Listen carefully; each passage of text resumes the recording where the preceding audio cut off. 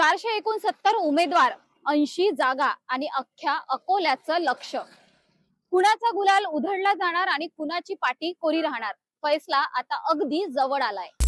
मतदारांनी ईव्हीएम वर 4 बटन दाबून आपलं मत नोंदवलंय, पण आता वेळ आली आहे ती मतमोजणीची. प्रशासनाने शहरात 6 अभेद्य किल्ले म्हणजेच मतमोजणी केंद्र तयार केले आहेत. रामदास पेठचं मराठा मंडळ प्रभाग 1, 2 आणि 7च्या निकालासाठी सज्ज आहे.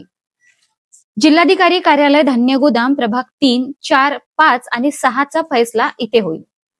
निमवाडी पोलीस वसाहत मल्टीपर्पज हॉल इथे प्रभाग क्रमांक 8, 9, 10 आणि 17चं भवितव्य उघडेल. जिजाऊ प्रशिक्षण केंद्र प्रभाग 11, 12 आणि 18चे उमेदवार इथे धाकधूक अनुभवतील. जिल्हा परिषद कर्मचारी कल्याण भवन प्रभाग क्रमांक 13, 14 आणि 15चा निकाल इथून येईल. आणि खदांचं धान्य गोदाम प्रभाग क्रमांक 16, 19 आणि 20 ची मोजणी इथे पार पडेल. आधी पोस्टल बॅलेट, नंतर ईव्हीएमच्या फेऱ्या. अकोल्याच्या सत्तेची चावी कोणाकडे जाणार? तुम्हाला काय वाटतं? सत्ता पालट होणार की जुनेच बिडू बाजी मारणार?